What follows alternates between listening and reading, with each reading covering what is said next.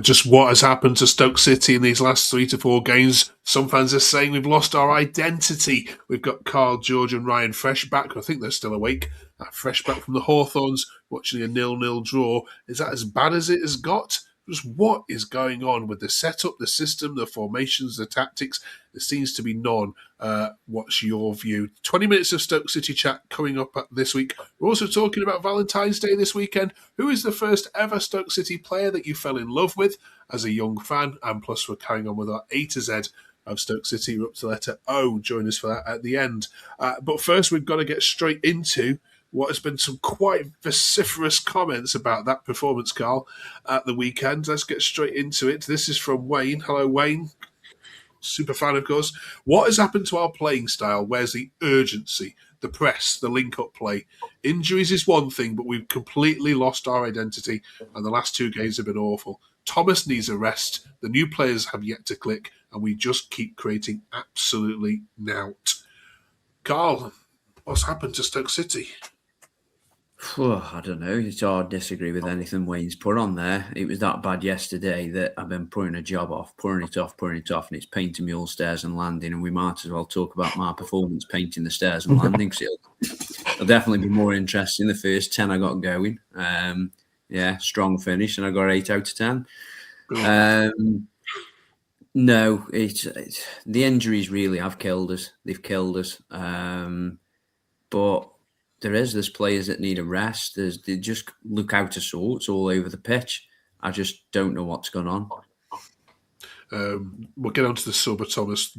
Does he need a rest in a minute? Because it's not just Wayne saying that. George, here's another one. Here's Rigo again. I love that Twitter handle, by the way. This Stoke team needs an effing rocket up its arse, George. We're playing the most boring, bland football I've seen in ages. If you can call it football, we've got no identity anymore.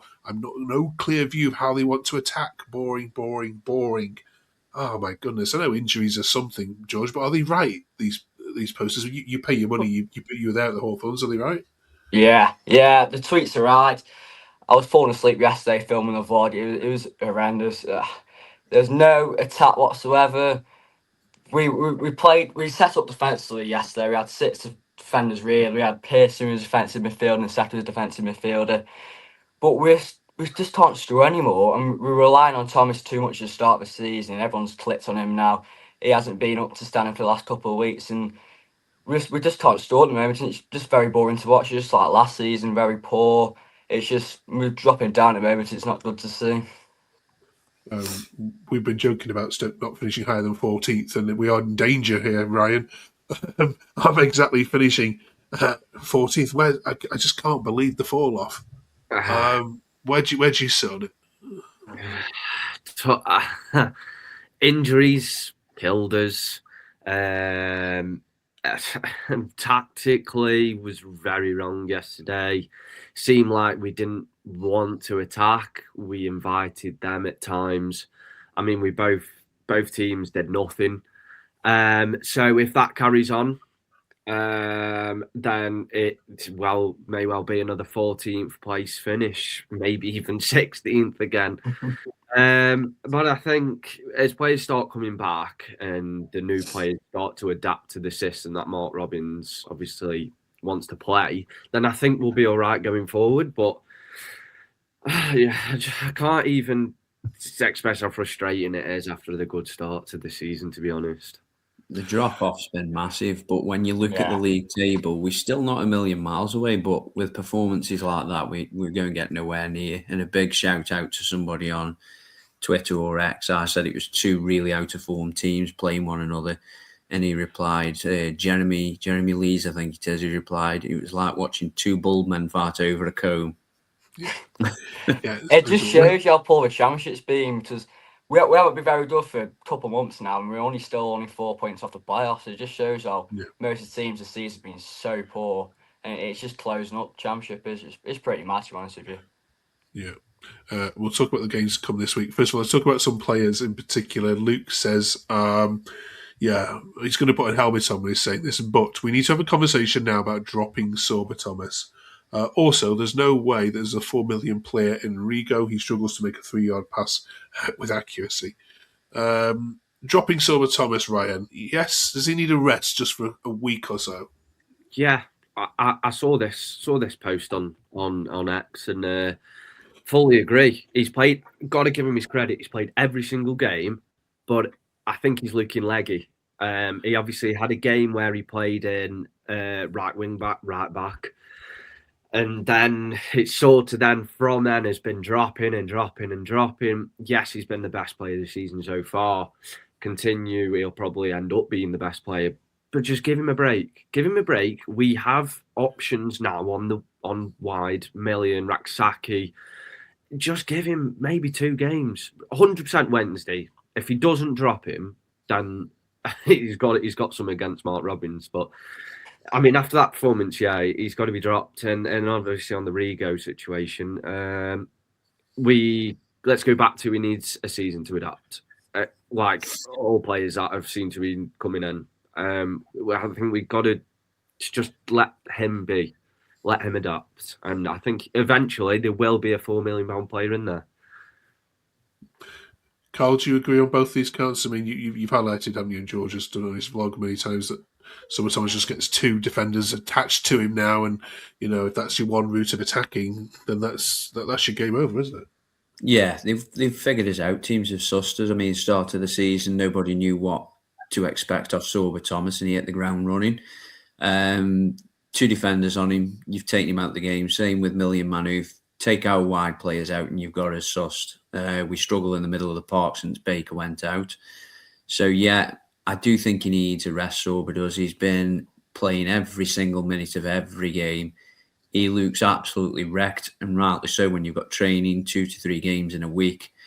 In terms of Rigo, we have seen glimpses of what he's about. You know what I mean? I think it was just about a month ago we were having him up there with like the month. He was looking great, and he's dropped off again. Maybe he needs redo his hair. Just saying, perhaps get some blonde tints back in it a bit freshen up or something. I don't know, because every time he tints his hair, he comes out and puts on 4 or 5 good performances. But yeah, I agree with Ryan. He going after adapt. It's like all the players. It's like Bosniak before he got injured. He needed time to adapt. We're a work in progress. I know fans get frustrated with that. I'm frustrated with mediocre. Everybody is. But a lot of these players haven't played in this league. We haven't got championship ready players yet. The physicality, the demand, it's a lot. It is a lot. Just to add on another player, Schmidt, seen a lot of criticism already. And I still was a bit freeing over the substitution of putting Cisse up there. Okay. But, he's done all right. But he gave Schmidt a half. And, okay, he didn't play great. And he's only played, a game and 45 minutes. Like, that was just, for me, that was bizarre to take him off so early like that, when he was getting nothing from the midfield and the wide players to do anything. Yes, he had a couple of scrambles at the ball and he could have scored. But that, for me, was just so bizarre. And it seemed like then we just had nothing. Cisse sort of was a bit lost as well because he wasn't getting nothing.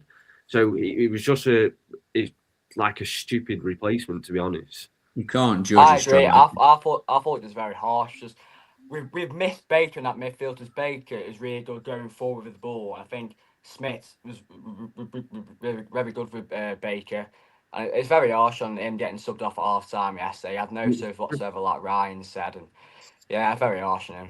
Can't judge a striker on poor performance when he gets no service. It's just sticking a bloke up top and telling him work miracles. You can't do it. You can't do it. And before we would have been getting that service when Sorba was fresh and up and running. The balls were going in the box, and then you can judge him if he's missing sitter after sitter.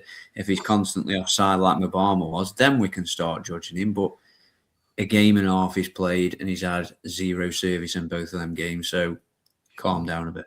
Yeah, I thought Smith versus Southampton was quite good off the ball.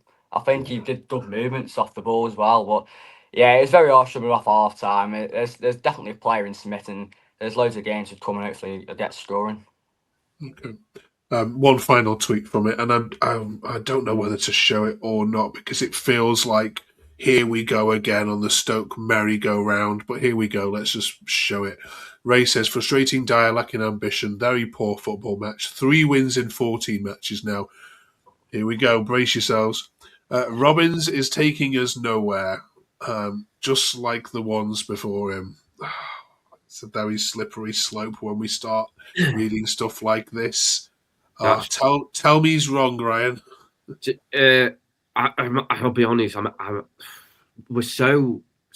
Fan base is so annoying, so frustrating to see these actual comments. Like, okay, everyone has an opinion, and this is what I love about this podcast. We can all put an opinion in, but like, why?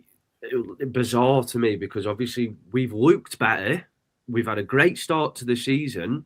Okay, we've dropped off and we've been found out a bit, but we've been struck by injuries. Like, if we weren't struck by injuries and we were at this stage where we're at, then I'd be like, okay, but still give him to the end of the season, see what happens, give him another sort of start of a season. I wouldn't put him in a category with a Nathan Jones and a Rowley. It's like, it's just, to me, it's a silly comment. It's a silly comment. Mark Robbins' biggest fault is Mark Robbins. He's come out the traps flying. He improved the squad massively. He come up, expectations went through the roof.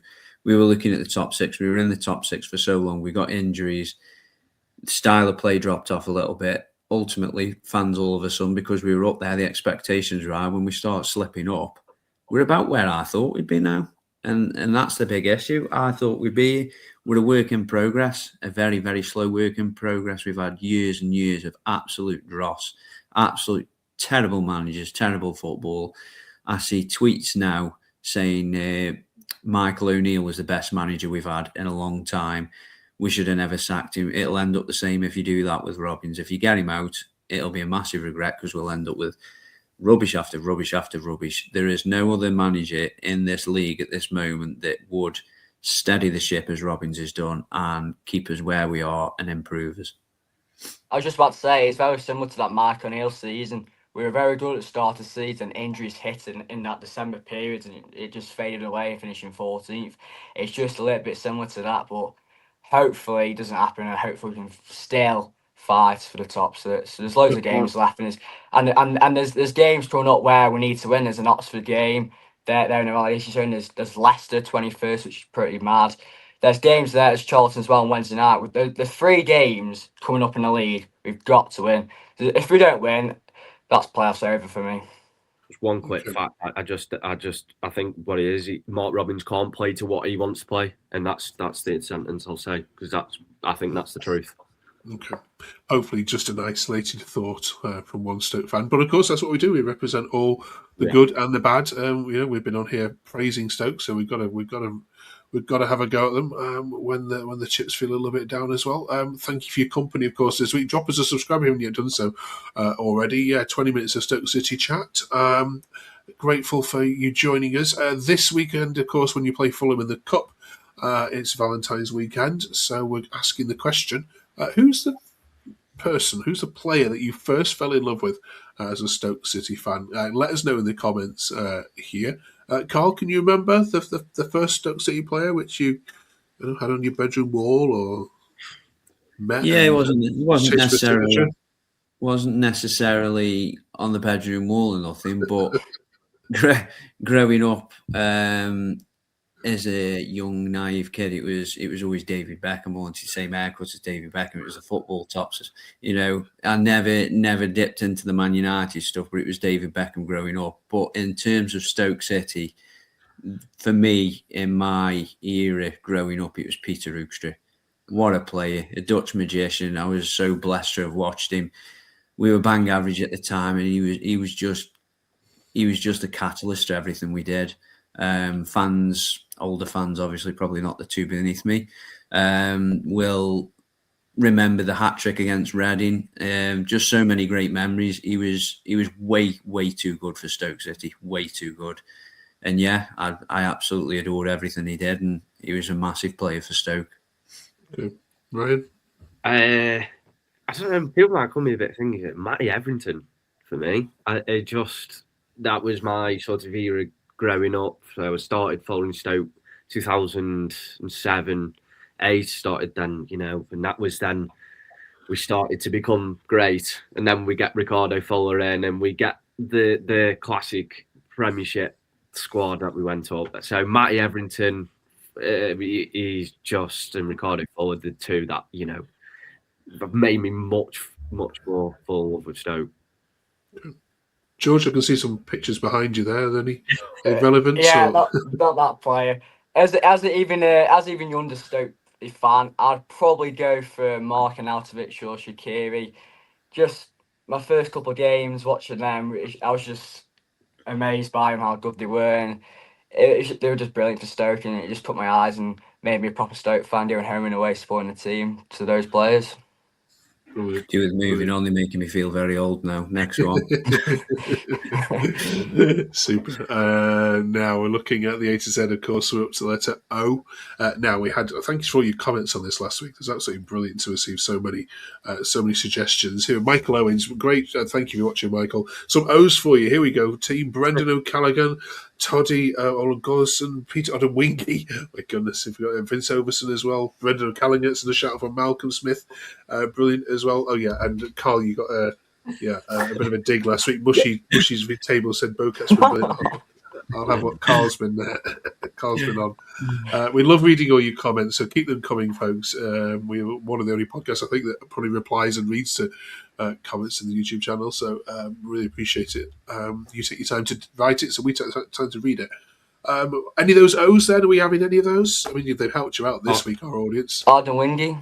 Odewingie, yeah. Yeah, I think we still sing the song now. Yeah, we do. Song. Probably we were singing it Saturday, to be fair, after the drop we had to look at. So Peter Odewingie fit. There were not many O's. Michael Owen, to be honest. Oliver Yarner was a great player for us. Throw the older end. Yeah. Right. Odewingie gets it then. Let us know. Or you can start typing now for your letter for P. We'll read some of these out next week. Good luck, of course, against Nathan Jones this Wednesday. Carl, you any nice words to say about him? No. No, I think it's well documented how much I detest that bloke. That's why I filmed that video, what we put on. I just detest everything about him. He's I'll leave it at that. I can't swear on this podcast, can we? I think the Stoke away fans at the Valley are going to make it very clear what they think of him on Wednesday night. Plus, then Fulham, of course, visit on Sunday. We'll be reviewing that fresh after the game, of course, next Sunday night. So join us for that one. Thanks so much for watching. Drop us a sub if you haven't already done so. Fingers crossed this slump we can get over it now at the Valley on Wednesday night. Fingers crossed. Join us then.